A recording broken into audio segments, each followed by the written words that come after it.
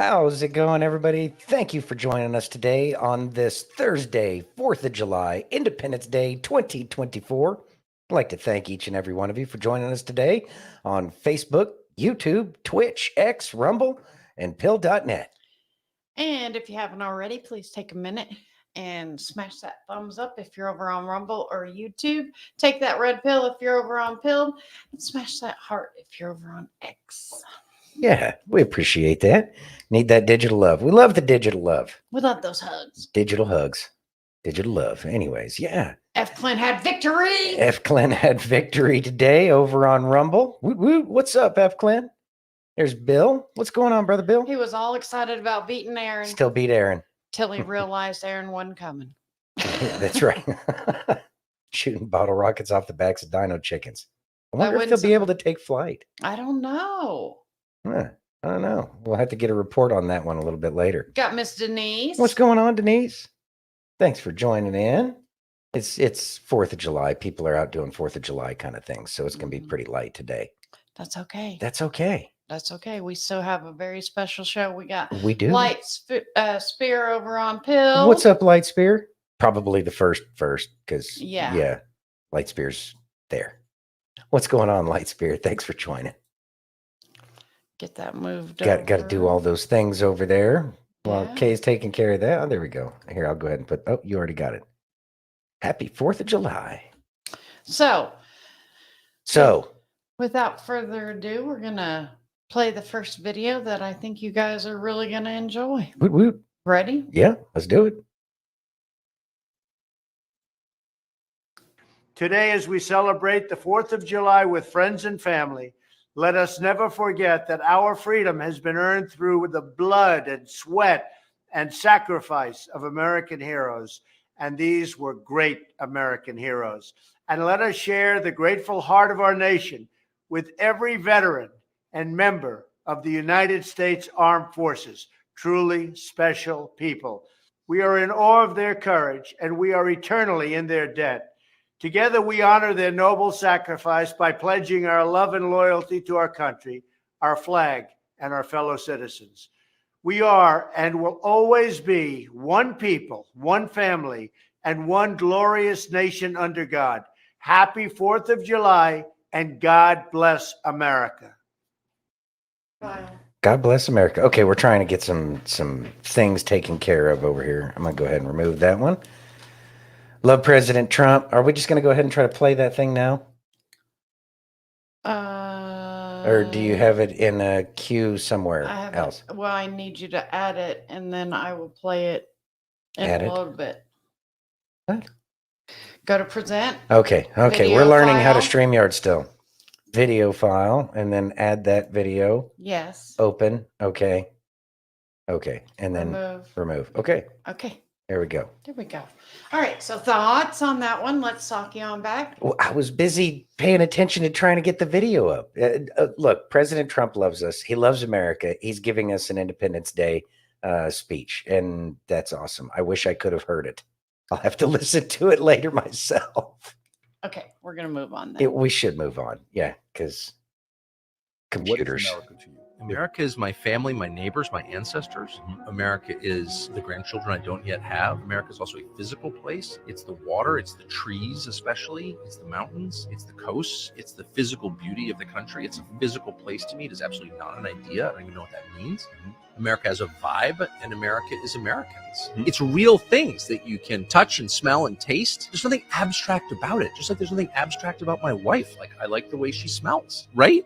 So she's not an idea. Is your wife an idea? No. She's a physical presence. That's what America is to me. Thoughts? America is, it's more than just a document. It's more than just a thought. It's a feeling. But in addition to that, it's a physical place. And it's filled with all sorts of people. About 300 million, if I'm not mistaken. Yeah. All right. So that is America. And America is very diverse. America is a beautiful, beautiful country. The land itself is beautiful. Vibe is the right word. It is. There is an American vibe. And it's that sense of freedom, Mhm. America is so much more. Like, it's a difficult, if you were to actually sit down and try to define the United States of America, it would be very difficult to sum up in a small sentence because it is so much, because it's something that actually dates back long before the United States. It is a thought of individual freedom and liberty that goes back since, well, pretty much the beginning of governance, where people have a right to be themselves Mhm. so long as they're not hurting anybody else. And that's a gigantic concept that's difficult to try to communicate to so many people. But at the same time, it is something very simple. It is a nation of individuals coming together under one banner to say that everybody has the right to be themselves and Mhm. to not have governments tell people how they're supposed to live, what they're supposed to think, what they're supposed to do, whether or not they're supposed to get a jibber jabber, whether or not they're supposed to do this. The government's not supposed to tell us what we're supposed to do. Right. They're supposed to tell us this is infringing on somebody else, so therefore you cannot do this. And that is, it's an agreement. America is an agreement amongst everybody. And really, once you boil it down to that, it's a big concept, a very big concept that's difficult to manage. It And is. we need like brilliant people running it, not imbeciles. And we can't have like greedy people looking to enrich themselves for it, enrich themselves off of the very backs of the people who live here and provide to it. Just as much as we provide to this nation, the nation provides back to us. It is something that can be very difficult to comprehend if you're trying to turn it into something that it's not, Right. like a democracy. Exactly. Yeah. You ready? Yeah. It is July 4th, everybody, and I just wanted to throw this out there because it seems like there have been some things that have been forgotten over the last several years, and that is this. The United States flag does not fly because the wind moves past it. No, you see, the United States flag flies from the last breath of every military member who has died protecting it. Let's get something straight. Marines, sailors, soldiers, Coast Guard members, law enforcement, firefighters, and other first responders don't fight for this country because they hate what is in front of them. No, they fight for this country because they love what is behind them. And just because there are some people in this country that don't appreciate the freedoms that we have in the United States does not mean there aren't people who love this country and have a special place in their heart for this country. There have been people who have laid their lives down so you can enjoy your barbecue today, so you can enjoy your fireworks. Let's remember why we are all here. Happy Independence Day, America. Happy Thoughts? Independence Day. It is a spirit, yet another descriptor of what America is. It is an American spirit. Yes. And it is a spirit of those people who love their neighbors. Or at least we're supposed to. Well, I thought Some- that was really good what he said. You know, it's not because what we fear, it's not because what they feared what was in front of them. Mm. It's because they loved what was behind them. Exactly. Well, we all love this country. And we stand to protect this nation and what it stands for. That is what we stand in between. The despotism, we stand, in between tyranny and the rest of our nation. And that's each and every one of us. It doesn't necessarily have to be in the military, but the military obviously, gets a lot of credit for that. But at the same time, each and every American citizen, everybody who loves this nation, who loves the principles of life, liberty, and the pursuit of happiness, that's what this is about. Yeah. And it's something greater than ourselves. And that's what we love. And that's what a lot of people don't understand, is that we love something bigger than who we are as individuals. We understand that we are minuscule. I love America too. I love this country. Thank you, Denise.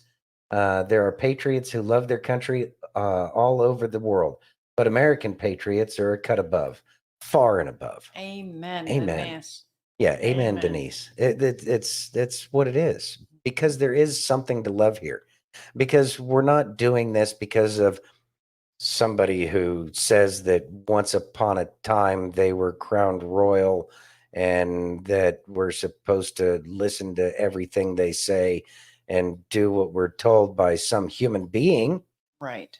No, not at all. This is something much greater than any one person. And that's the point.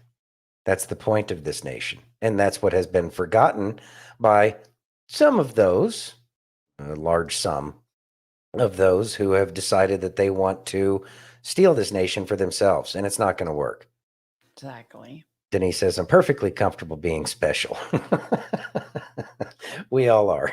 We all are. It is a special nation, and It it's something is. that's worth protecting.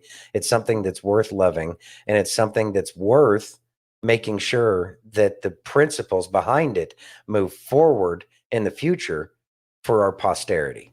Amen. So we talk a lot about the difference between a constitutional republic and a democracy. Yes. So All right. we're going to talk about it. Are we going to get educated? Yes. You Okay, we're ready? getting educated. Yep. A constitutional republic, not a democracy. The ideal of a democracy is universal equality. The ideal of a constitutional republic is individual liberty. A democracy always degenerates into dictatorship, which promises government-guaranteed equality and security, but it delivers nothing but poverty and serfdom for the people it robs and rules. America was founded as a constitutional republic to safeguard the liberties of the people against the tyranny of democracy or of one-man dictatorship. In this century, great strides have been made toward the goal of subverting our republic into a democracy. The foremost tactic of the subverters is subversion of language. By calling America a democracy until people thoughtlessly accept and use the term, the totalitarians have obscured the real meaning of our principles of government. That is a summary of my report on a constitutional republic, not a democracy. The full report after a message from my sponsor.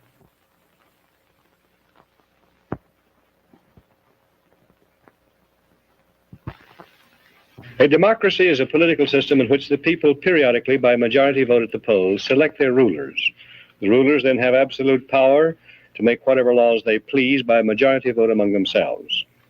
In a constitutional republic, the people also, by majority vote at the polls, select rulers who make laws by majority vote among themselves. But the rulers cannot make any laws they please because the Constitution severely restricts their lawmaking power. The ideal of a democracy is universal equality. The ideal of a constitutional republic is individual liberty. In this century, great strides have been made toward the goal of subverting our republic and transforming it into a democracy. The foremost tactic of the subverters is subversion of language. By calling America a democracy until people thoughtlessly accept and use the term, totalitarians have obscured the real meaning of American principles of government. Note the following passages from a recent article distributed by the New York Times News Service. Quote, in the United States and in other leading democracies, recent years have seen perceptible growth in executive authority. As society becomes more equalitarian, it tends increasingly to concentrate absolute power in the hands of one single man. This is a voluntary surrender of a free people escaping from freedom to one autocratic master, end quote.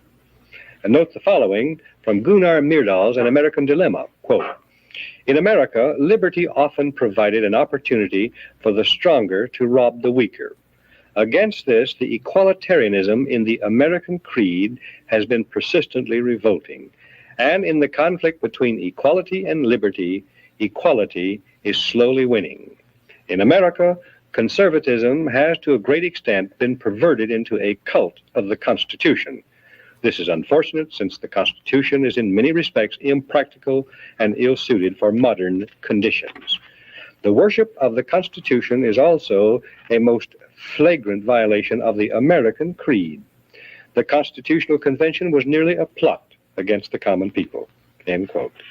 Now, Gunnar Myrdal, a Swedish socialist, was hired by the Carnegie Corporation of New York in 1937 to direct a study of the Negro in the United States. He engaged a large staff, some of them communists and pro-communists. An American Dilemma resulted, first copyrighted in the United States in 1944. In 1954, the Supreme Court handed down a school segregation decision, which deliberately violated the Constitution, reversed a previous Supreme Court decision, and lit a fuse touching off explosive violence, which has been shattering our society ever since. The court cited An American Dilemma as one of the modern authorities on which it relied in preference to the Constitution for justification of its decision. An American Dilemma, written by a Swedish socialist, provided a basic rationale for the conversion of our free republic into an equalitarian democracy. Myrdal contends that the American Declaration of Independence, 1776, proclaimed the ideal of an equalitarian democracy because it contains the phrase, all men are created equal. 11 years later, the Constitution created not a democracy founded on the ideal of equality, but a republic founded on the ideal of liberty. This is why Myrdal says the Constitutional Convention was nearly a plot against the common people. But he and those who parrot his ideas are either ignorant or dishonest. The Constitution was ordained specifically to safeguard the principles of liberty proclaimed by the Declaration of Independence. The Declaration's phrase, all men are created equal, means that men are equal before the law and before the Creator, regardless of their inequality in human society. The Declaration says that men are endowed with unalienable rights, and that the purpose of government is to secure these rights. The unalienable rights of man enumerated in the Declaration of Independence do not include equality, but they do include liberty, along with life and pursuit of happiness. Equality of all men in the eyes of God and before the law is a condition essential to freedom, but no other kind of equality is possible.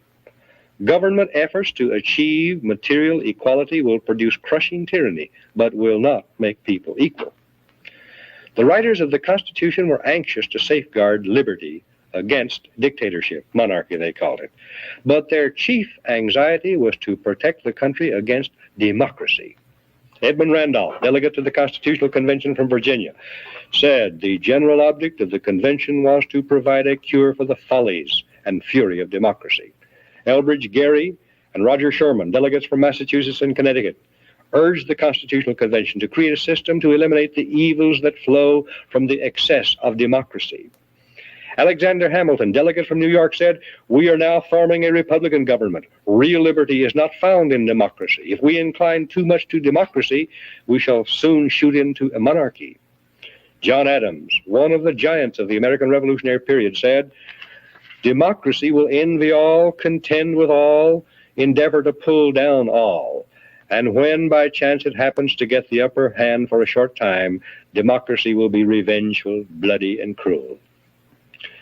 Speaking of pure democracy, in which the people by majority vote act as their own lawmakers, instead of electing representatives to make laws, James Madison said, "Such democracies have ever been incompatible with personal security or the rights of property. A republic promises the cure for which we are seeking." Madison, known as the father of the Constitution, knew and said that enlightened men will not always be at the helm of government to serve as proper guardians of the public weal. He knew that unlimited political power cannot safely be entrusted to the nation's elected representatives to use as a majority of them see fit, because, he said, a majority of a group of men is far more likely to be tyrannical than one man is. In a democracy, if a majority should develop hatred for all blue-eyed babies and order them eliminated, the babies could be legally executed, because whatever a majority wants at any given moment is supreme law of the land in a democracy. How can liberty be safeguarded against the mindless, soulless tyranny of majority rule when government is founded on the principle of majority rule?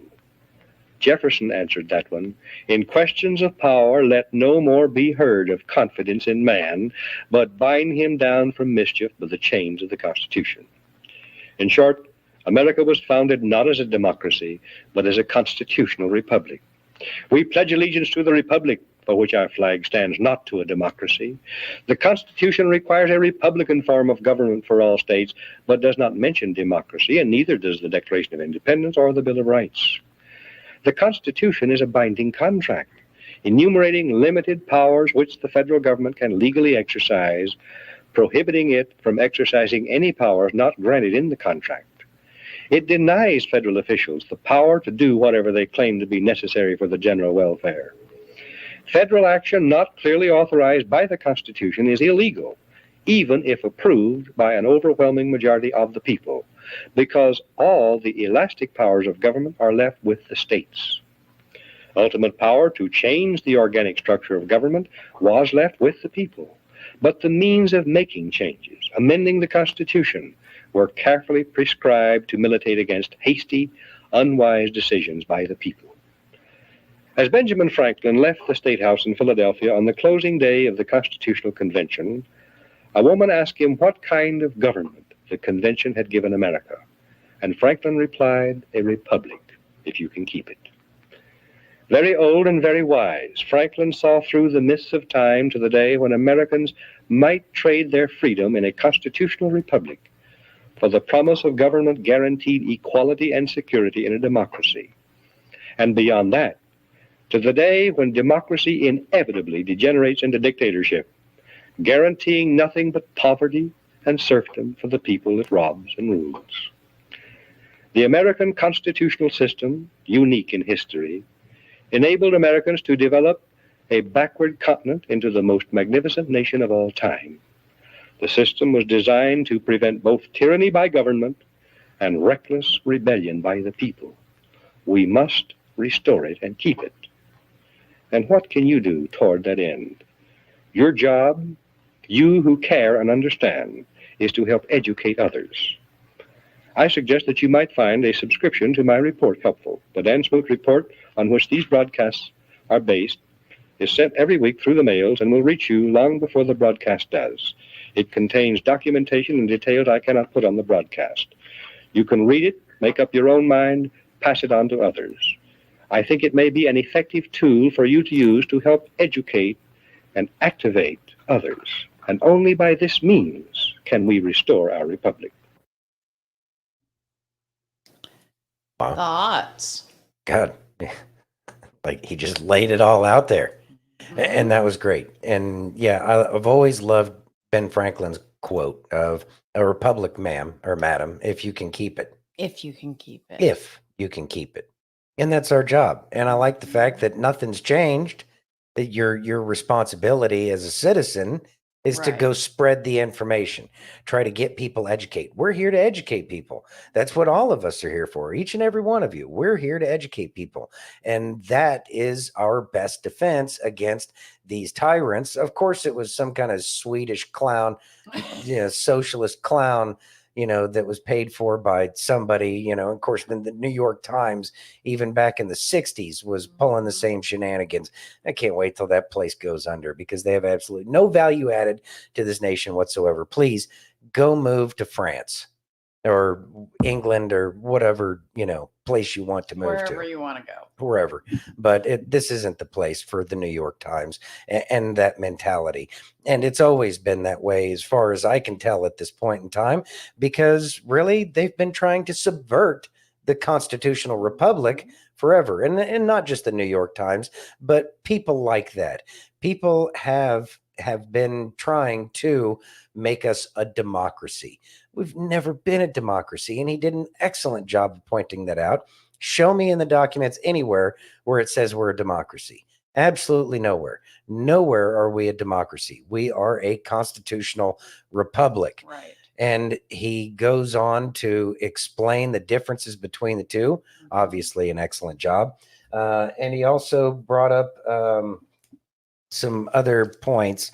And he said that and I love it. And it was the perfect explanation. And when people call it democracy, it is a subversion. It's a subversion of the language to make us something that we never were. And so that is a subversive act to call us a democracy. And that is true. That is true. And he also pointed out that that all men are created equal.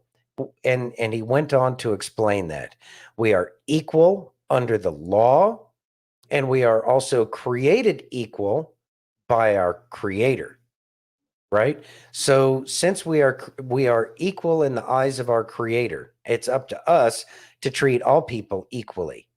But what they try to do with democracy is to make everybody equal, which that goes with the assumption that all people are actually equal.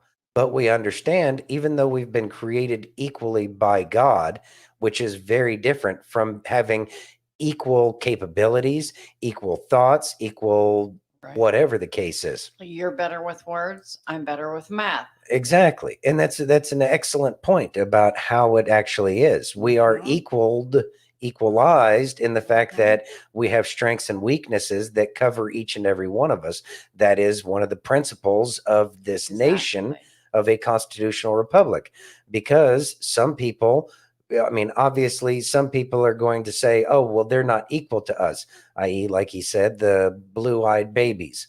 And then a democracy, well, they're not equal, so therefore we must get rid of all blue eyed babies. Well, Mhm. that's not going to work. And that is, again, a subversion that's trying to take us to a democracy, which is just a mob rule. And democracy can work. Yeah, I don't want to be a democracy either. And so when democracy requires that everybody is equal. Mhm. So if you are in a place where everybody is exactly equal, then yeah, democracy will work. Yeah, Show me this fine place where everybody is equal. I know. Yeah, it And doesn't exist. I chose this It is, Bill. video because of this right here. 58 years ago? Because it was Ah. so long ago. And when I knew I wanted to go over the difference between democracy and a constitutional republic, Mhm. I was like, okay, this was 58 years ago. Yeah. Yeah. So we've been talking about this for a minute. We have been talking about this for a little while. Yeah. Bill, I know. he's on fire over there in the He comments. is. He is. But I think more and more people need to educate themselves on what the difference between a democracy and a constitutional republic truly is. Well, very much. They should probably start with reading the Declaration of Independence, the Constitution, and the Bill of Rights, and we'll go from there. Exactly. It's pretty simple. I know. You ready? Yeah. You're going to love this. All right. If you say so. Hey, do you know about the USA? Do you know about the government?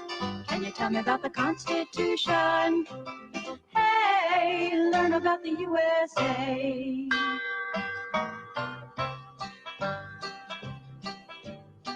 In 1787, I'm told our founding fathers did agree to write a list of principles for keeping people free.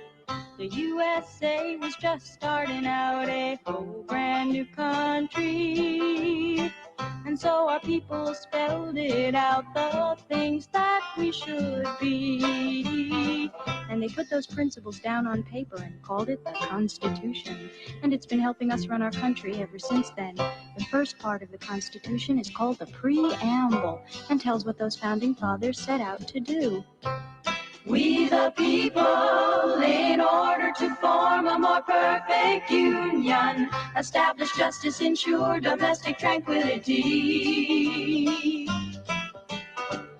provide for the common defense, promote the general welfare at hand, secure the blessings of liberty to ourselves and our posterity, do ordain and establish this Constitution for the United States of America. In 1787, I'm told our founding fathers all sat down and wrote a list of principles that's known the world around. The USA was just starting out a whole brand new country. And so our people spelled it out. They wanted a land of liberty.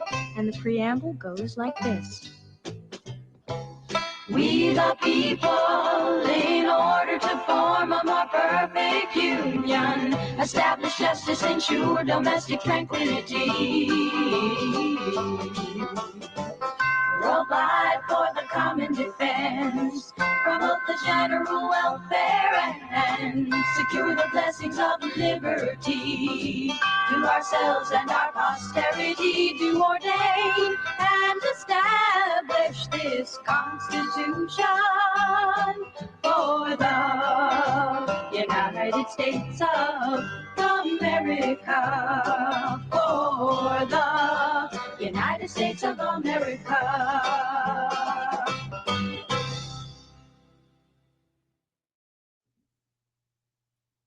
Gods. I love that. I told you were gonna love that. TV was so different. Mhm. Boy, you'd never see that on Nickelodeon. Oh no. Oh, God. No. They had the two guys that were going to duel. I And then the know. judge comes up, puts his finger in there, and then they end up having flowers. Mhm. And that's the point. Yeah. Is this country's about loving each other. So Point. racist. Oh God, F. Clint. I was singing along in my head, Denise. Yeah, I was singing along in my head. There was a lot more love, and there was a lot less hate when they were doing Schoolhouse Rock. In which Mhm. case, so many of today's cartoons only promote hate and stuff like that. I know. But it's nice to see that, and we need to get back to that. And separation. They promote separation. Mhm. Back then, it was obviously unity. Yes, and that is a huge difference between the two now. Mhm. Yeah, you're right, Bill. It is no coincidence that the real hero generals of World War II all said we fought the wrong guys in World War II. Not saying that the swastika people were good, Right. but saying that the other ones were just as much of a threat. Yeah. And you know what? America was always supposed to be a peaceful country that made no alliances with anybody. And that is something that we have forgotten. We've forgotten that we were a nation of yeoman farmers and merchants, and not megacorps, but merchantmen, Yeah. small businesses, people that were able to, do something business wise for their city, town, state, maybe region. We need to get out of the microwave society. We do need to get out of the microwave society. But at the same time, I think that we are on our way out of the microwave society simply because all of the excess that we've been living under, and people have forgotten about the things that are truly important. And now we're finding out the things that are important. And as we find out those things that are important, that, some of that, peace amongst men and working with your neighbor, love thy neighbor, all of the principles that were the founding principles of this nation are the things that are going to bring us back together. Denise says Chevron ruling may impact those megacorps. It should very much affect those megacorps because, after all, Chevron was the one that was looking for that deference, Yes. and that was a megacorp causing problems way back then. Yep. So, now that the megacorps lost their little pet toy there with the Chevron deference, we need to take full advantage of that and make sure that these megacorps lose everything because they've Mhm. stolen it all from the people. It's all been done through fraud and deceit, Yes. and we need to take advantage of this opportunity now. Exactly. You ready? Yep. Are you? Yep. Oh, okay. Here we go. So can we just talk for a few minutes? No audio clips, no video clips, no graphs, no charts, no economics, just a conversation. Because I think we need to take a second to understand exactly what's happening in our country right now. For the last 3.5 years, we have watched the radical, fascist, deep state left systematically trample the rights of the American people and the former president of the United States. And they did it all unconstitutionally. And for 3.5 years, we've been arguing back and forth with them, trying to get them to understand that everything that they think they're doing is going to collapse because it's all built on smoke and mirrors. They broke the law. They broke many laws. And then they gaslit their entire listener base, their voters, through the media to believe it. Several months ago, I did a video where I walked through the entire Bill of Rights and I explained how Joe Biden, his Department of Justice, and the federal government have violated every single amendment of the Bill of Rights, every one of them. And they did it all to bring down one man, to stop one candidate, and to crush all of his supporters and his voters, because they see you and me, Americans, as a threat to their agenda. And now, thanks to the Supreme Court over the last couple of weeks, we know that every single step that they took, every charge that they filed, every case that they brought, every investigation that they opened, every prosecutor that they leveraged, all of it was done illegally. All of it was ruled unconstitutional. The administrative deep state, everything that they've done through the vast agencies, the powers that they've had over the last 40 years, was ruled unconstitutional. Our country has been ruled unconstitutionally for at least the last 40 years, and our government has weaponized itself against you and me and one person who would try to stand up and speak truth to that power.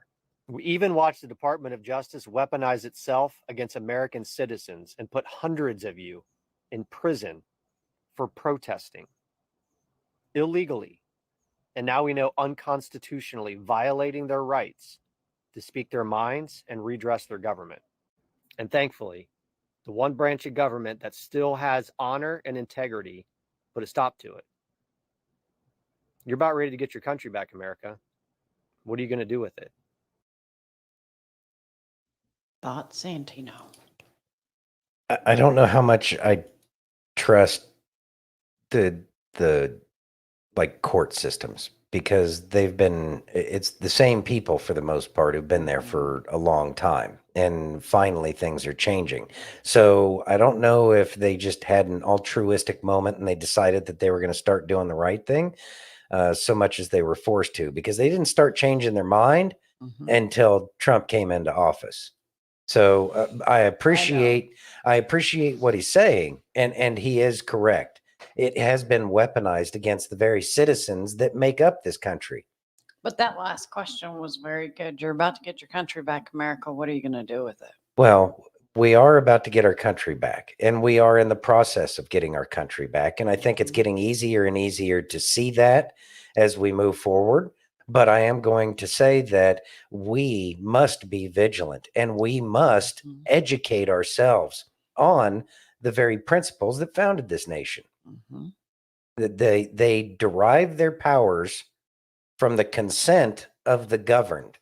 And that's the Yes. part that they've forgotten, is that they derive their powers from each and every one of us. And they've gotten a big head and a big ego, and they've started to really run with that for quite some time. How many presidents do you need to go back before you find one that was really trying? I'm going to say before Trump, it was Reagan. Yeah. And even then, looks like he was part of the club, but I don't think you Before could get to that, it be. was JFK. And look what they did to him. Mhm. So there are people, very, very brave people who do what they can to make sure that the American spirit lives on, and that it goes through a rebirth. And sadly, these are the ashes that we're living in. America has burnt down in more ways than one. I know. Just look at Minneapolis, right? I know. But with that being said, we are going through a rebirthing, and it's not going to be easy. Right. It doesn't mean that it's going to be absolutely catastrophic or anything like that, but it does mean that things are going to have to change. And it's going to be necessary for each and every one of us that understand and pay attention, and who actually read the Constitution and all of our founding documents, to be able to explain to people what's really going on. Bill says, looking forward to the day we watch them firing Roman candles out of the asses of the likes of Obama, Clinton, Biden, Soros, etc. Yeah. There needs to be justice, and I do believe that justice will be served. I agree. We'll see how this one plays out, but I Mhm. have a feeling a lot of it has already played out, and we're just watching the movie in a lot of cases at this point in time. Yeah. But with that being said, we still have a job to do. Even if there is a movie being played, hmm we still have our jobs to do. And that is to make sure that we are educating. Amen. You ready? Yep. For you. This is for you. God wanted me to let you know he heard this lady's cry. God said he has heard your prayer. God said he knows what you're feeling, what you're going through. You feeling kind of scared. You're a little bit worried. You don't know how or if you coming out of this one. But the very fact that you feeling that way says that you know what? That's the devil trying to deceive you, because God said he ain't gave you a spirit of fear. God said that he has told you not to worry. So come on in, because God said this is for you. He said to say these specific words to you, and you need to stand on it, because the writer said, I waited patiently for the Lord. Let patience work his perfect work. And he inclined to me and heard my cry.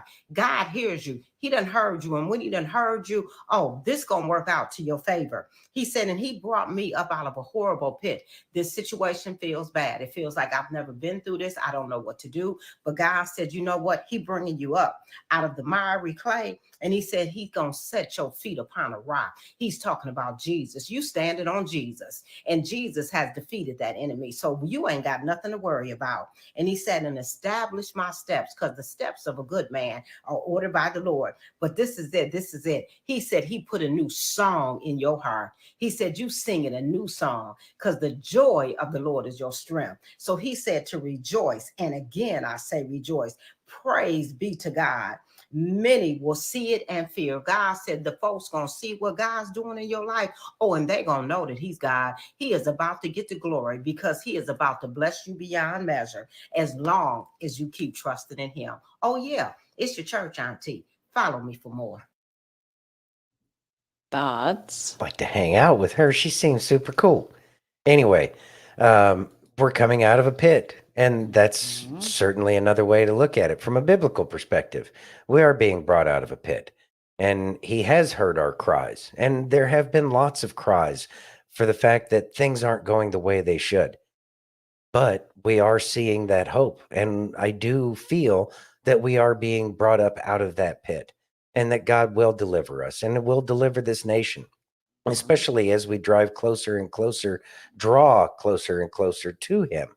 Have that faith and know that it is changing. And if we take a step back, we take a look, we recognize that without a doubt, things are changing, and they are changing for the better. I Yeah. agree. Time to rejoice, folks. How about some Kim Clement? Oh, yeah. Goliath, get your stone ready. Everybody get your stone ready, because it's now. Goliath, you are a Philistine. You are not an American. So why do they point at America and call you the Goliath? God says America is not the Goliath. America is the stone that shall strike at the very Goliath. The Goliath which is the Middle East, the Goliath which is Islam, Goliath which is Ba'ala. That is who it is, says the Lord. You see, as you stand today and you bless Israel, I will bless you and this nation and the nations you represent for a season, says the Lord. We know that there shall come a time of great wickedness where all nations shall stand against Israel, but this is not that time. Goliath, where are you? There is a David in the midst of you that shall take you down. That David is Israel, and the stone is America. That is the word of the Lord on this Independence Day. You shall come down, for you come to me with sword and with javelin and spear. And I come to you in the name of the Lord of hosts.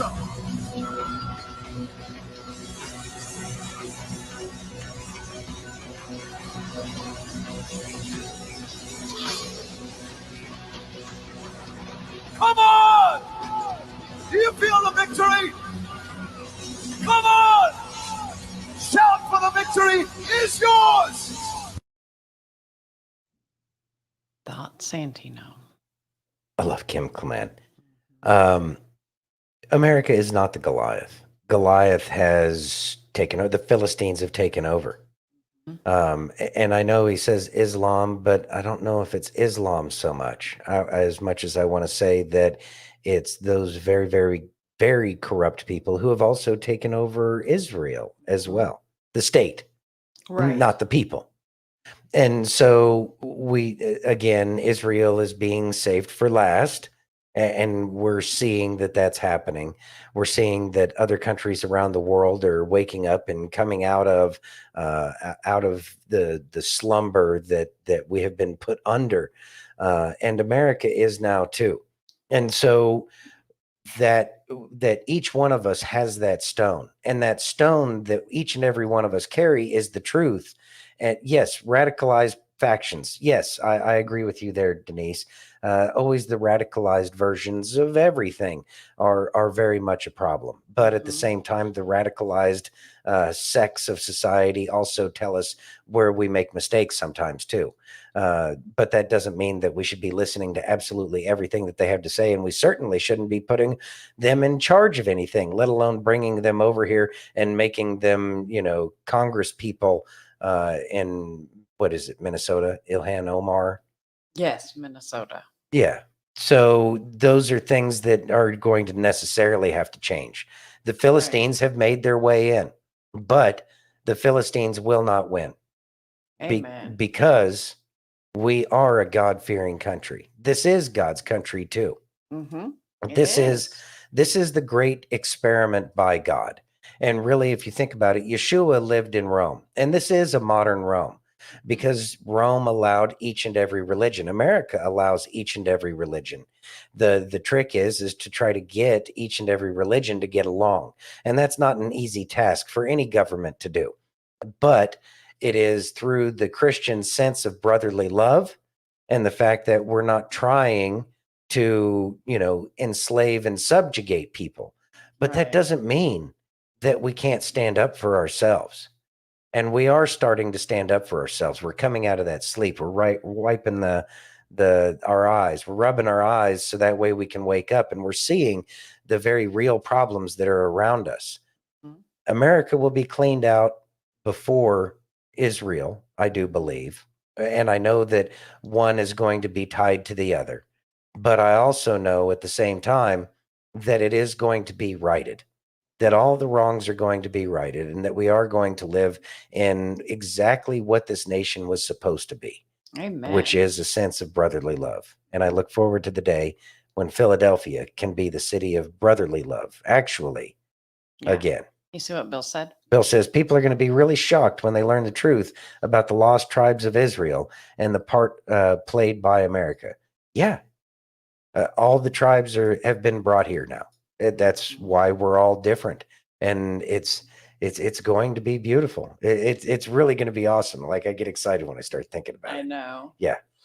You ready? Yeah. Now, this was from 4 years ago. Okay. Listen. Hello.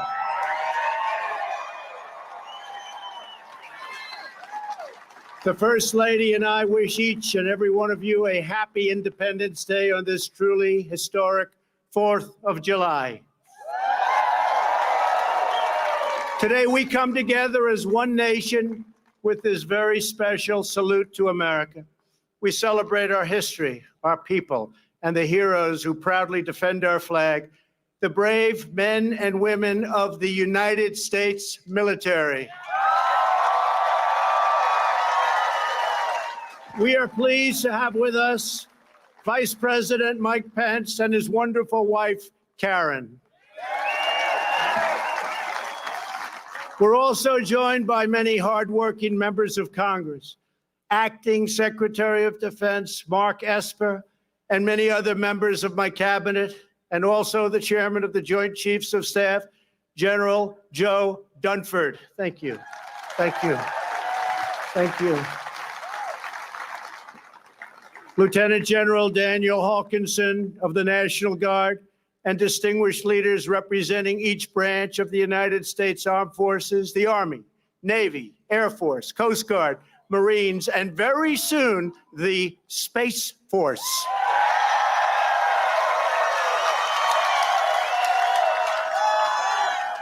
As we gather this evening in the joy of freedom, we remember that all share a truly extraordinary heritage. Together, we are part of one of the greatest stories ever told, the story of America. It is the epic tale of a great nation whose people have risked everything for what they know is right and what they know is true. It is the chronicle of brave citizens who never give up on the dream of a better and brighter future. And it is the saga of 13 separate colonies that united to form the most just and virtuous republic ever conceived. On this day, 243 years ago, our founding fathers pledged their lives, their fortunes, and their sacred honor to declare independence and defend our God-given rights.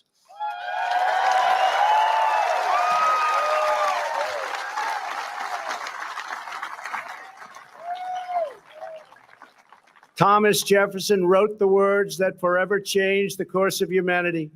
We hold these truths to be self-evident, that all men are created equal, that they are endowed by their Creator with certain unalienable rights, that among these are life, liberty, and the pursuit of happiness.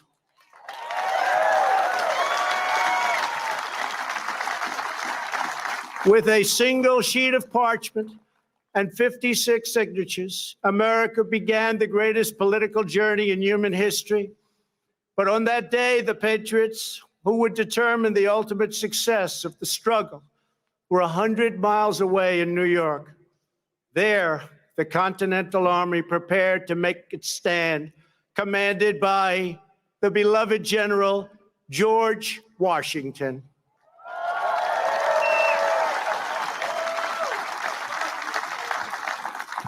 As the delegates debated the Declaration in Philadelphia, Washington's army watched from Manhattan as a massive British invading fleet loomed dangerously across New York Harbor.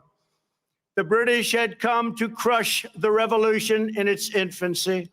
Washington's message to his troops laid bare the stakes.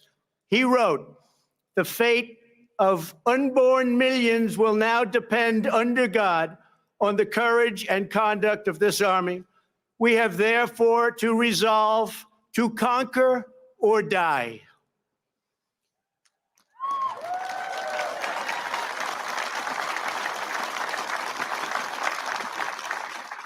Days later, General Washington ordered the Declaration read aloud to the troops.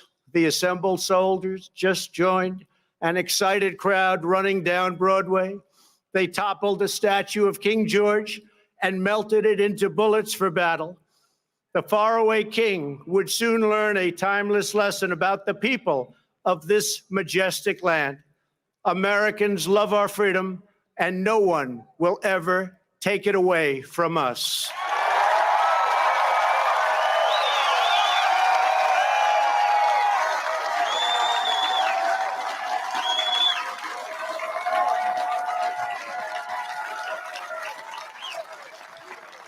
That same American spirit that emboldened our founders has kept us strong throughout our history. To this day, that spirit runs through the veins of every American patriot. It lives on in each and every one of you here today. It is the spirit, daring and defiance, excellence and adventure, courage and confidence, loyalty and love that built this country into the most exceptional nation in the history of the world, and our nation is stronger today than it ever was before. It is its strongest now.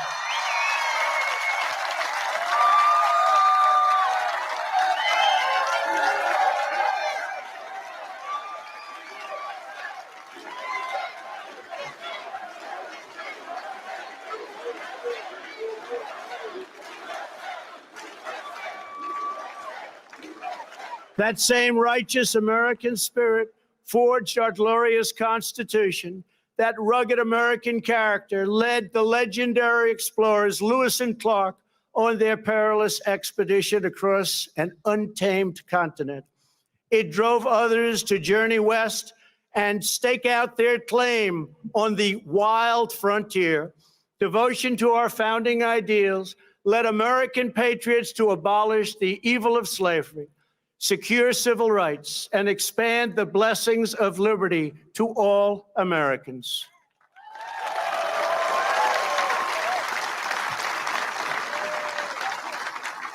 This is the noble purpose that inspired Abraham Lincoln to rededicate our nation to a new birth of freedom and to resolve that we will always have a government of, by, and for the people.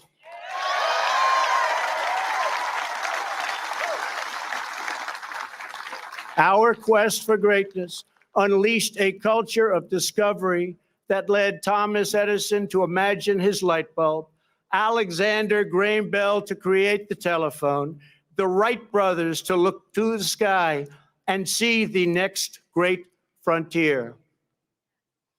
For Americans, nothing is impossible.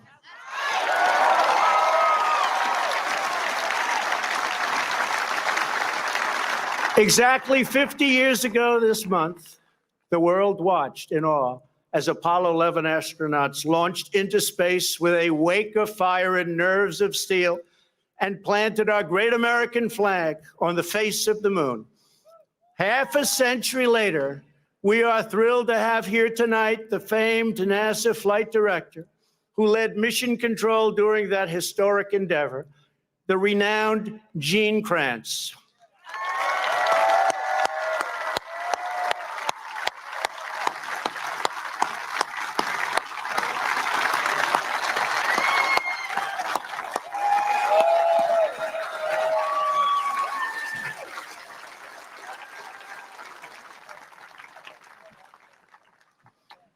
Gene, I want you to know that we're going to be back on the moon very soon, and someday soon we will plant the American flag on Mars. It's happening, Gene. It's happening. Our nation's creativity and genius lit up the lights of Broadway and the sound stages of Hollywood. It filled the concert halls and airwaves around the world with the sound of jazz, opera, country, rock and roll, and rhythm and blues. It gave birth to the musical, the motion picture, the Western, the World Series, the Super Bowl, the skyscraper, the suspension bridge, the assembly line, and the mighty American automobile. It led our citizens to push the bounds of medicine and science to save the lives of millions. Here with us this evening is Dr. Emanuel Freyreich. When Emanuel began his work, 99% of children with leukemia died. Thanks largely to Dr. Freyreich's breakthrough treatments, currently 90% of those with the most common childhood leukemias survive. Doctor, you are a great American hero. Thank you.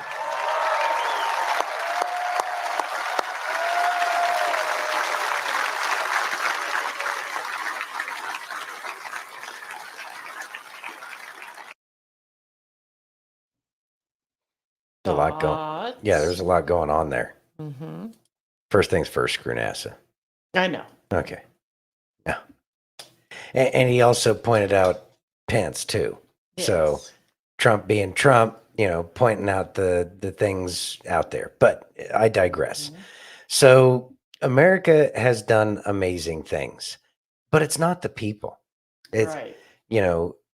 man is capable of doing so much, but without the hand of God, we can't do much of anything. And that's what we've needed to learn. And I have a feeling that a lot of President Trump's speeches are going to be very different moving forward in the future, simply because more of America has turned back to God. And with that love of God coming back, I think that he will start saying, giving the credit where the credit is due. Because mankind can do so much, but it is through God that these things are done. And so America is coming back, and America has done some amazing things. But these things can only be done if our faith is solid. Amen. You know, he brought up things like the American automobile manufacturing, an amazing feat in and of itself. The moving assembly line, an amazing thing, but it has been twisted and turned and contorted. Every car looks exactly the same now because there's no ingenuity. There's no, There's you know, no passion. No, there's no passion in cars anymore. Even today, there was something in the news where John Deere is shutting down plants in the Midwest, and they're opening up plants in Mexico. That's things that need to stop. And see, Trump will stop that. Well, and it will be stopped, and these countries will be brought to heel. But also keep in mind, these companies, did I say countries? I meant companies. These companies will be brought to heel, but that's because they're all owned by megacorp, i.e. BlackRock, Vanguard, Merrill Lynch, etc. Denise, shame on Yeah, them. shame on them. You un-American traitorous pieces of shit. May you get the exact same thing that you intend to bring to this nation. And what you have been bringing to this nation through lack of jobs. And just so you guys know, Bethany's over on Pilled. She's got spotty service, but she's here Hello. with us. So Hey, Bethany. give Bethany some love. What's up, Bethany? Anyway, so these are the things that are going to have to change. Have to. But we also need these things to continue to happen, sadly, To wake people up. because the people who are waking up are going to have to say, oh, this is why we don't have jobs, because Megacorp has owned absolutely everything and they've been screwing us over. It's just a modern version of the East India Company. Hell, it may even be the East India Company, just under a different name. Right. Or we don't even have a name. We don't really know who owns all of this stuff. I know. So the East India Company is going to go down. That's what I'm going to start calling. I'm going to start calling them the East India Company. I like that. I like that too. I like that. East India Company's going down, Mm-hmm. and America will be America again. Yes. Yeah. You ready? Yeah, I love President Trump. Well, I got Reagan now. I love him too. If we look to the answer as to why for so many years we achieved so much, prospered as no other people on earth, it was because here in this land we unleashed the energy and individual genius of man to a greater extent than has ever been done before. Freedom and the dignity of the individual have been more available and assured here than in any other place on earth. The price for this freedom at times has been high, but we have never been unwilling to pay that price. Those who say that we're in a time when there are no heroes, they just don't know where to look. The sloping hills of Arlington National Cemetery, with its row upon row of simple white markers bearing crosses or stars of David, they add up to only a tiny fraction of the price that has been paid for our freedom. Each one of those markers is a monument to the kind of hero I spoke of earlier. Their lives ended in places called Belleau Wood, the Argonne, Omaha Beach, Salerno, and halfway around the world on Guadalcanal, Tarawa, Pork Chop Hill, the Chosin Reservoir, and in 100 rice paddies and jungles of a place called Vietnam. Under one such marker lies a young man, Martin Treptow, who left his job in a small town barber shop in 1917 to go to France with the famed Rainbow Division. There on the Western Front, he was killed trying to carry a message between battalions under heavy artillery fire. We're told that on his body was found a diary. On the flyleaf, under the heading, My Pledge, he had written these words: America must win this war. Therefore I will work, I will save, I will sacrifice, I will endure. I will fight cheerfully and do my utmost as if the issue of the whole struggle depended on me alone. We must realize that no arsenal or no weapon in the arsenals of the world is so formidable as the will and moral courage of free men and women. It is a weapon our adversaries in today's world do not have. It is a weapon that we as Americans do have. Let that be understood by those who practice terrorism and prey upon their neighbors. As for the enemies of freedom, those who are potential adversaries, they will be reminded that peace is the highest aspiration of the American people. We will negotiate for it, sacrifice for it. We will not surrender for it now or ever. We are Americans.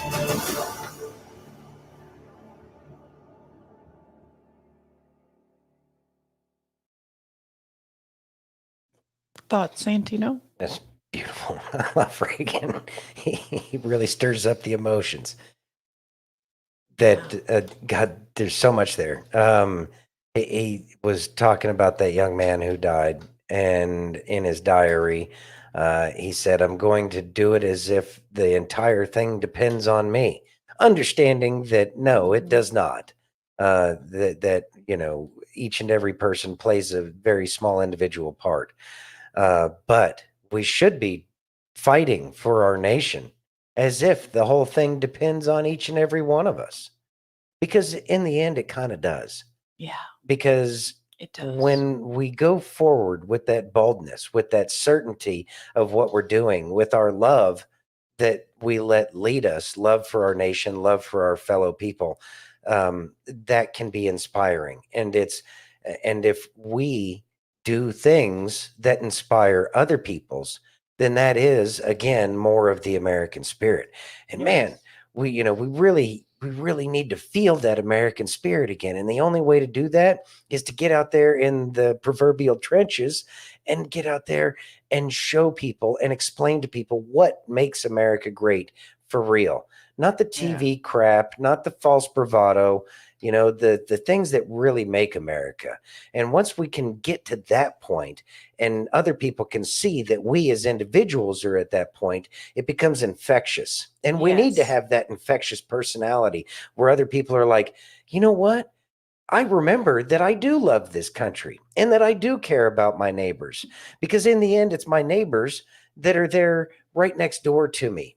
And we work with each other and we're kind and friendly or whatever, at least we're not hostile towards each other.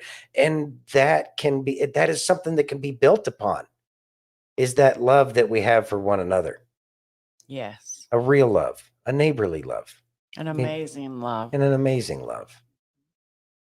Beautiful. You ready? Yeah, I love Reagan. I got Paul Harvey now. All I'm just right. going to hit you guys in the feels for the rest of the show. You ready? All right, here we go.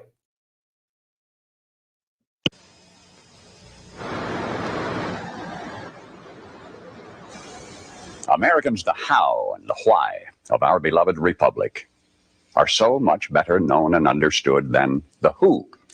The United States of America was born in 1776, but it was conceived 169 years before that. The earliest settlers had watered the New World with much sweat. They had built substantial holdings for themselves, for their families. And when the time came to separate themselves from a tyranny an ocean away, at best it meant starting all over again after the ravages of war. Researching what you're about to hear gave a whole new dimension to my reverence for our nation's first citizens. All others of the world's revolutions, before and since, were initiated by men who had nothing to lose. Nothing to lose. Our founders had everything to lose and nothing to gain, except one thing.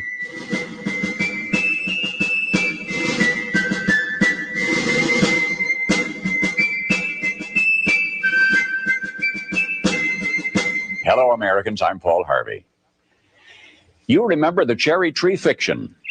A long time after you have forgotten the more earth-shaking history-making episodes in the life of George Washington, You have misplaced in your memory the details of Ben Franklin's statesmanship, but you remember his flying a kite. Joyce Kilmer was a great military hero, but the only thing you personally recall about him is his poetic tribute to trees. Maybe of this current decade, that which will be remembered best will not be its wars and its moon rockets or its crumbling frontiers or the giants who lived and died. Maybe all that'll survive to linger in the day-by-day vocabulary of generations yet unborn may be the songs of a Memphis minstrel or the reincarnation of electric automobiles. But for any eve of the 4th of July, I, Paul Harvey, do herewith bequeath unto you something to remember. You may not be able to quote one line from the Declaration of Independence at this moment. Henceforth, you'll always be able to quote at least one line. It's in the last paragraph where you will recall when I remind you. It says, "We mutually pledge to each other our lives, our fortunes, and our sacred honor." In the Pennsylvania State House that's now called Independence Hall in Philadelphia, the best men from each of the colonies sat down together.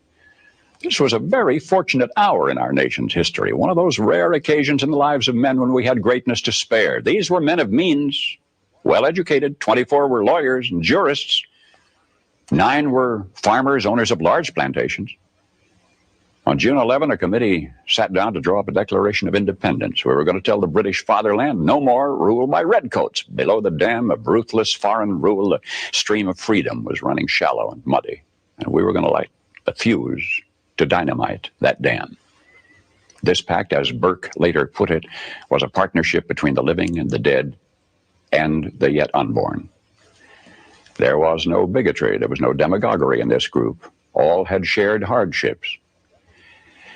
Jefferson finished a draft of the document in 17 days. Congress adopted it in July, and so much is familiar history. But now, King George III had denounced all rebels in America as traitors. Punishment for treason was hanging.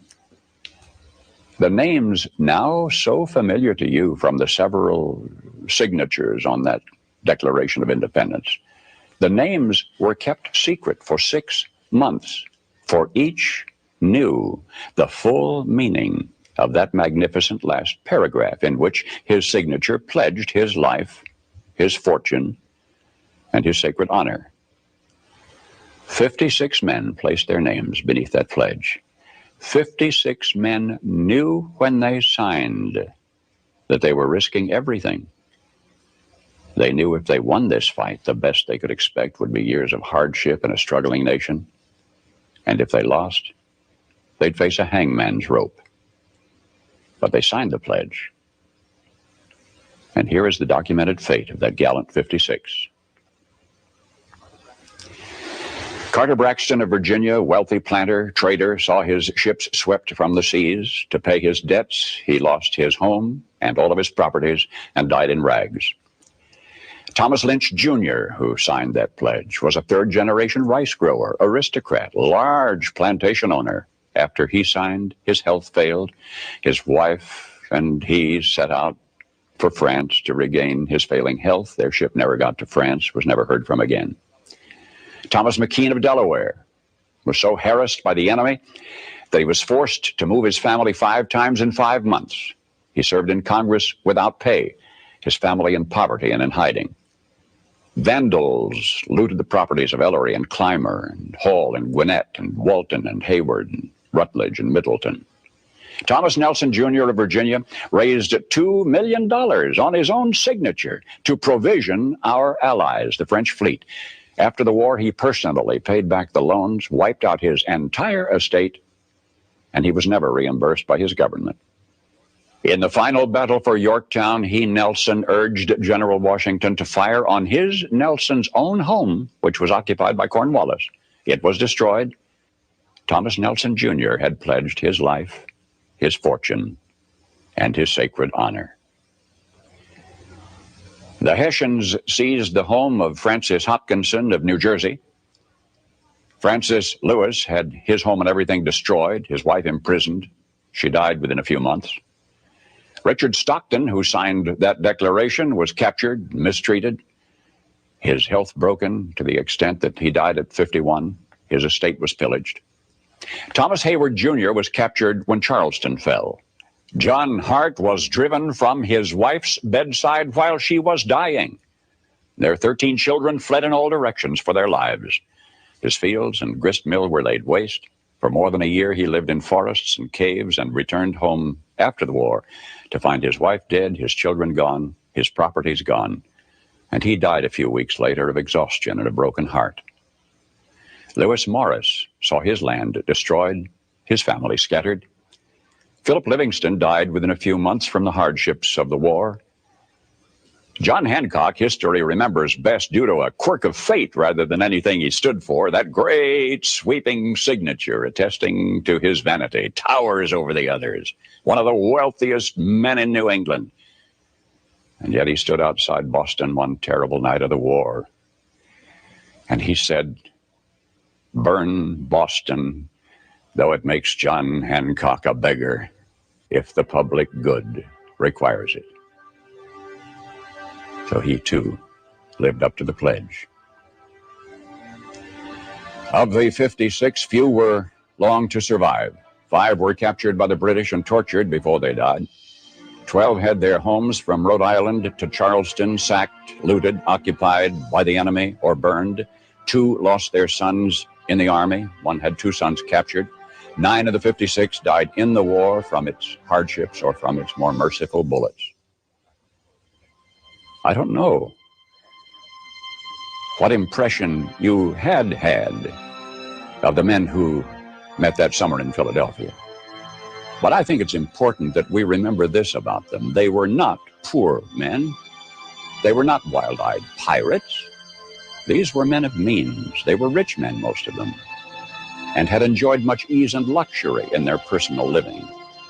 Not hungry men, certainly not terrorists, not irresponsible malcontents, not fanatical incendiaries. These men were prosperous men, wealthy landowners. They were substantially secure in their prosperity. They had everything to lose. But they considered liberty, and this is as much as I shall say of it. They had learned that liberty is so much more important than security, that they pledged their lives, their fortunes, and their sacred honor. And they fulfilled their pledge. They paid the price. And freedom was born.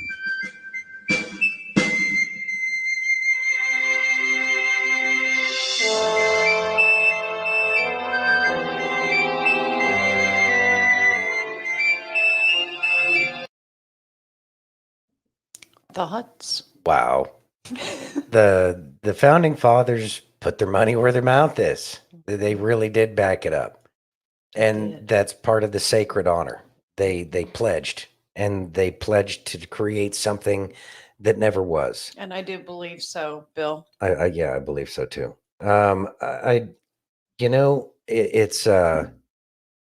It's amazing to think about.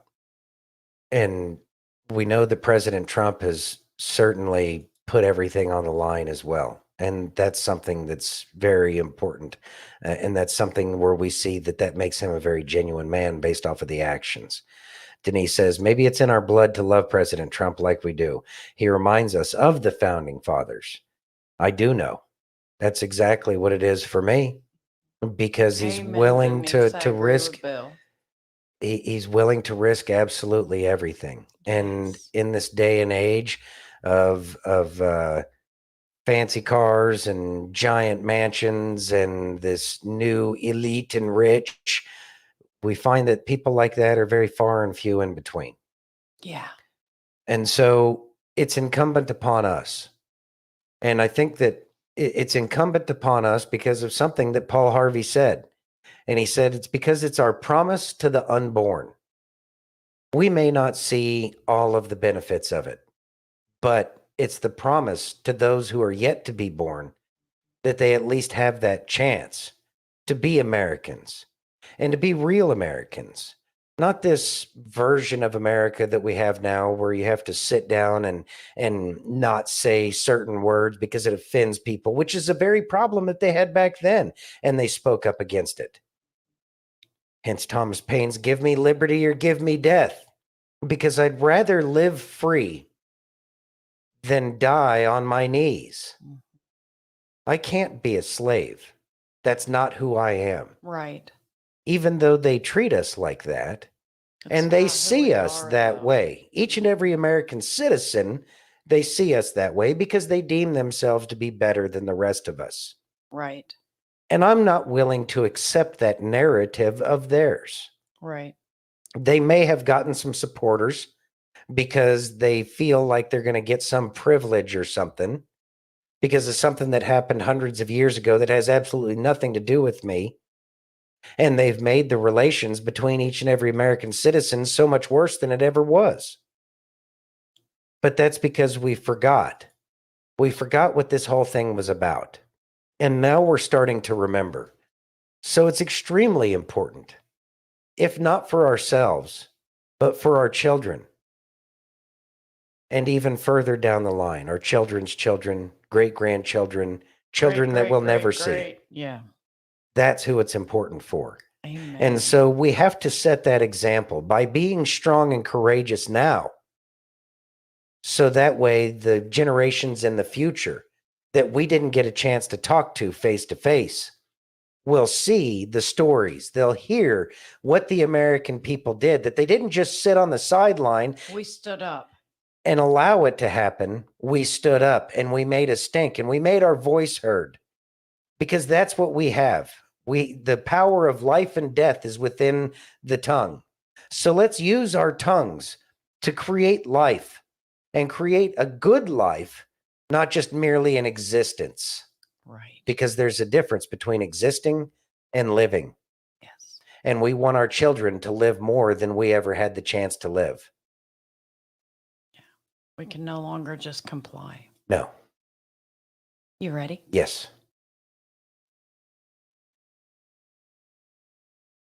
When in the course of human events, it becomes necessary for one people to dissolve the political bands which have connected them with another, and to assume among the powers of the earth the separate and equal station to which the laws of nature and of nature's God entitle them, a decent respect to the opinions of mankind requires that they should declare the causes which impel them to the separation. We hold these truths to be self-evident, that all men are created equal, that they are endowed by their Creator with certain unalienable rights, that among these are life, liberty, and the pursuit of happiness, that to secure these rights, governments are instituted among men, deriving their just powers from the consent of the governed, that whenever any form of government becomes destructive of these ends, it is the right of the people to alter or to abolish it, and to institute new government, laying its foundation on such principles and organizing its powers in such form as to them shall seem most likely to affect their safety and happiness. Prudence indeed will dictate that governments long established should not be changed for light and transient causes, and accordingly all experience hath shown that mankind are more disposed to suffer, while evils are sufferable, than to right themselves by abolishing the forms to which they are accustomed. But when a long train of abuses and usurpations, pursuing invariably the same object, evinces a design to reduce them under absolute despotism, it is their right, it is their duty to throw off such government and to provide new gods for their future security.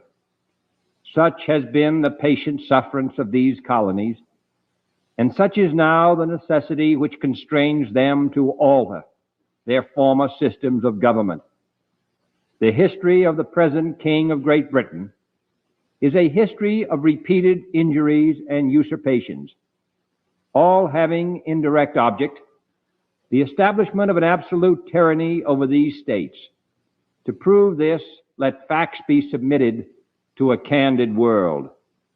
He has refused his assent to laws, the most wholesome and necessary for the public good. He has forbidden his governors to pass laws of immediate and pressing importance, unless suspended in their operation till his assent should be obtained.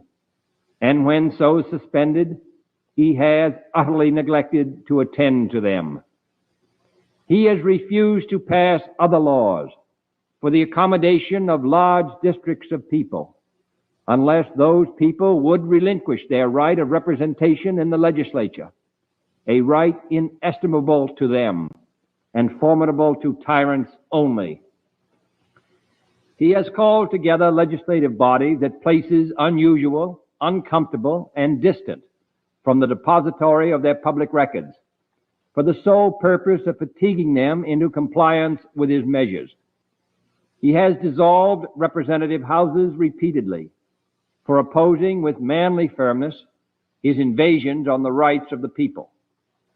He has refused for a long time, after such dissolutions, to cause others to be elected, whereby the legislative power, incapable of annihilation, have returned to the people at large for their exercise, the state remaining in the meantime exposed to all the dangers of invasion from without and convulsions within.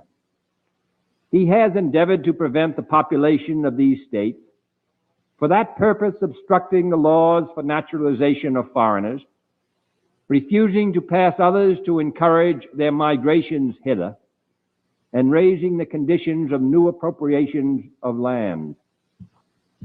He has obstructed the administration of justice by refusing his assent to laws for establishing judiciary powers.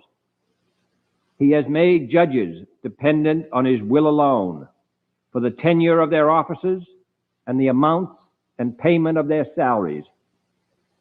He has erected a multitude of new offices and sent hither swarms of officers to harass our people and eat out their substance. He has kept among us, in times of peace, standing armies without the consent of our legislatures. He has affected to render the military independent of and superior to the civil power. He has combined with others to subject us to a jurisdiction foreign to our Constitution and unacknowledged by our laws, giving his assent to their acts of pretended legislation, for quartering large bodies of armed troops among us, for protecting them by a mock trial from punishment for any murders which they should commit on the inhabitants of these states, for cutting off our trade with all parts of the world, for imposing taxes on us without our consent, for depriving us in many cases of the benefits of trial by jury, for transporting us beyond seas to be tried for pretended offenses, for abolishing the free system of English laws in a neighboring province, establishing therein an arbitrary government, and enlarging its boundaries so as to render it at once an example and fit instrument for introducing the same absolute rule into these colonies, for taking away our charters, abolishing our most valuable laws, and altering fundamentally the forms of our government, for suspending our own legislatures and declaring themselves invested with power to legislate for us in all cases whatsoever. He has abdicated government here by declaring us out of his protection and waging war against us. He has plundered our seas, ravaged our coasts, burned our towns, and destroyed the lives of our people. He is at this time transporting large armies of foreign mercenaries to complete the work of death, desolation, and tyranny, already begun with circumstances of cruelty and perfidy, scarcely paralleled in the most barbarous ages, and totally unworthy the head of a civilized nation. He has constrained our fellow citizens taken captive on the high seas to bear arms against their country, to become the executioners of their friends and brethren, or to fall themselves by their hands. He has excited domestic insurrections among us and has endeavored to bring on the inhabitants of our frontiers the merciless Indian savages, whose known rule of warfare is an indistinguished destruction of all ages, sexes, and conditions. In every stage of these oppressions, we have petitioned for redress in the most humble terms. Our repeated petitions have been answered only by repeated injury. A prince whose character is thus marked by every act which may define a tyrant is unfit to be the ruler of a free people. Nor have we been wanting in attentions to our British brethren. We have warned them from time to time of attempts by their legislature to extend an unwarrantable jurisdiction over us. We have reminded them of the circumstances of our immigration and settlement here. We have appealed to their native justice and magnanimity, and we have conjured them by the ties of our common kindred to disavow these usurpations, which would inevitably interrupt our connections and correspondence. They too have been deaf to the voice of justice and of consanguinity. We must therefore acquiesce in the necessity which denounces our separation and hold them as we hold the rest of mankind, enemies in war, in peace, friends. We, therefore, the representatives of the United States of America, in General Congress assembled, appealing to the Supreme Judge of the world for the rectitude of our intentions, do in the name and by authority of the good people of these colonies solemnly publish and declare that these united colonies are, and of a right ought to be, free and independent states, that they are absolved from all allegiance to the British Crown, and that all political connection between them and the state of Great Britain is and ought to be totally dissolved, and that as free and independent states, they have full power to levy war, conclude peace, contract alliances, establish commerce, and to do all other acts and things which independent states may of right do. And for the support of this declaration, with a firm reliance on the protection of divine providence, we mutually pledge to each other our lives, our fortunes, and our sacred honor. Whew. So that was Kennedy reading the Declaration of Independence back when he was a senator.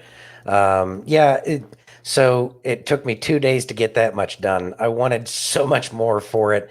And I was trying to, amazing. and I appreciate that. And I was trying to show, and I hope it came across, that of the list of the 27 grievances listed in the Declaration of Independence, that damn near all 27 of them are happening again today.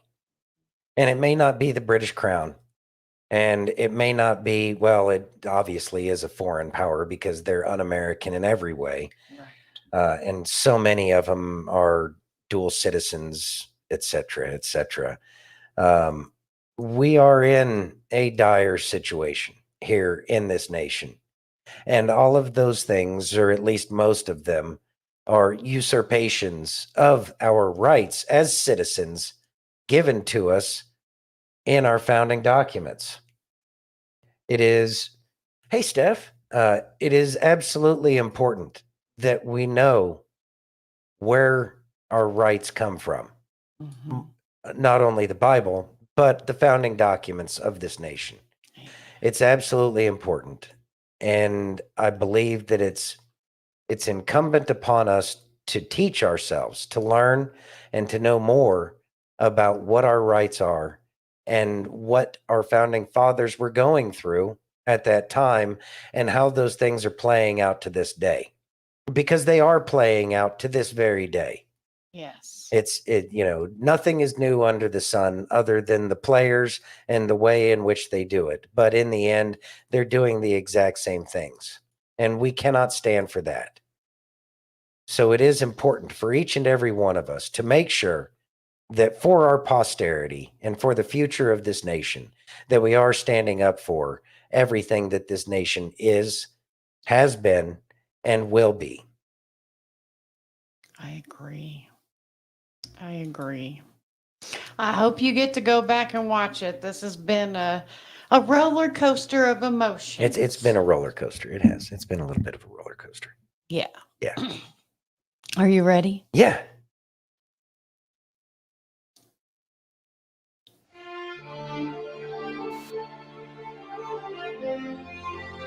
In my short time in Washington, I've seen firsthand how the system is broken.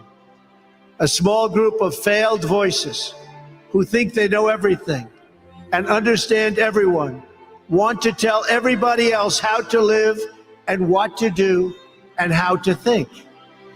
But you aren't going to let other people tell you what you believe, especially when you know that you're right. You must go forth into the world and turn your hopes and dreams into action. America has always been the land of dreams because America is a nation of true believers. When the Pilgrims landed at Plymouth, they prayed. When the founders wrote the Declaration of Independence, they invoked our Creator 4 times. Because in America, we don't worship government, we worship God. Remember this, nothing worth doing ever came easy. Following your convictions means you must be willing to face criticism from those who lack the same courage to do what is right, and they know what is right, but they don't have the courage to take it and to do it. The more people tell you it's not possible, that it can't be done, the more you should be absolutely determined to prove them wrong. Treat the word impossible as nothing more than motivation. Relish the opportunity to be an outsider. Embrace that label. Being an outsider is fine. Embrace the label. Because it's the outsiders who change the world and who make a real and lasting difference. I've seen so many brilliant people. They gave up in life. They were totally brilliant. They were top of their class. They were the best students. They were the best of everything. They gave up. I've seen others who really didn't have that talent or that ability, and they're among the most successful people today in the world because they never quit and they never gave up.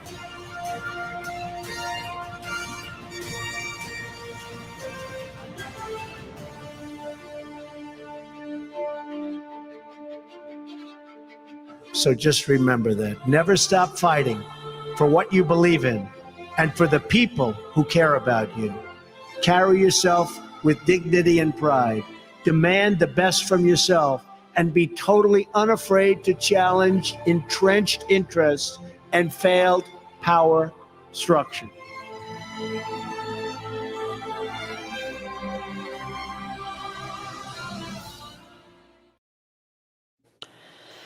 So, obviously, I picked that for many different reasons. But one of the things that I have to say, especially today, is we can't give up. And we do have to treat that word impossible as a challenge. Because anything is possible with God. And he's right. We don't worship government. We worship God. And a lot of people out there who say, oh, you're MAGA, you're in a cult, you worship Donald Trump. No, we don't. We worship God. And we know that he also worships God and that he loves this country so very much. He could have easily just been playing golf and not worrying about any of this. But he loves this country so much that he's going to come back and he's going to make America great again. Hmm. America is great. It may not be doing great right now, but America is great. And they use words like impossible to tell us that we shouldn't even bother trying. Right. I've never really been good at listening. Just ask Kay. But when I hear impossible, I hear I'm possible. Yes. And I understand that I'm an American, not an Americant, because I can. Americans can. America is a great nation. America has been beat down. It's been neglected. It's been stolen from. But that's not our final chapter in this story. We get to write the next chapter. And it's not the final chapter either. Right. America is something special. America is the best chance for humanity over anything that's ever been done up to this point. Well, no, because human beings get in the way. We have a tendency as human beings to mess things up. But with that being said, what this form of government does, this constitutional republic does, that people have fought for, the freedoms that have been fought for, is a structure that is designed to allow people to be who they are and live their best life without too much interference. The problem is people get greedy and they want to start interfering. And that interference means that they're interfering with everybody else's lives. So we must be vigilant. We must be bold. We must be strong in our faith and our confidence that the divine providence that created this very nation is the exact same divine providence that will bring this nation back. And it's more than one person. It's not just President Trump. He has a whole team of people helping him. Yes. There's also great people who are still in Congress. There's still great people who are in the Supreme Court. In Senate. In the, well, yeah, Congress being the House and the Senate. But yes, there's great people throughout this country. There's great people that are working in many of the branches of government in the VA. There's great people there. I know them. I was served with them. They're great people. I've served with people in Homeland Security. I've served with people that are in every little, sideshow that the government does, except for the Department of Education. I don't know. Maybe I do. But besides the point, the thing is this country is filled with good people who care about this country and what it stands for. So we must be bold and we must have confidence and know that things are going to get better, especially since we are moving forward and doing our responsibility. Yes. And that's what we need to remember is it's our responsibility to fight for our nation. Yeah. So make sure you're fighting for this nation this July 4th. As we celebrate our independence, let's make sure that we maintain our independence. So what Denise said. Denise says, I think President Trump will open the doors to spotlight some really superheroes in this country. He can't do it all. And that is correct. Exactly. So, all right. I know Go ahead. I know that each and every one of you showing up today, that I want each and every one of you who showed up today to know that that means the world to me, because I know, you could be spending time with family, barbecuing and friends, Burning and stuff something like on the that. grill. Yeah. So thank you for joining us today. And if you wouldn't mind, I feel like this is such an important video with so much good information. If you wouldn't mind sharing it to wherever, that would be greatly appreciated. And I cannot stress this enough. I love each and every one of you from the bottom of my heart. We love each and every one of you. We'd like to thank you for joining us on Facebook, YouTube, Twitch, X, Rumble. and pill.net. And if you haven't yet, please take a moment and give us that virtual hug. If you're over on YouTube or Rumble, hit that thumbs up. If you're over on Pill, take that red pill. If you're on X, smash that heart. We love you guys so very much. And we hope that you have an amazing weekend. And we hope you had an amazing 4th of July. And we cannot wait until Monday because honestly, Friday, Saturday, and Sundays are bleh for me because I miss you guys. We miss y'all. Yeah. Yes, you can share that video. I need to fix some spelling errors in it, and I want to put some, like, make it a little bit nicer because Yeah, it's kind of. I'll plop that into Telegram once he's done. But yes, please share that one too. Yeah. All right, everybody. Thank you very much for joining us on this absolutely wonderful Independence Day. Yes. Let's maintain our independence. Be strong, be bold. We love you all. Have a great night. God bless and be safe.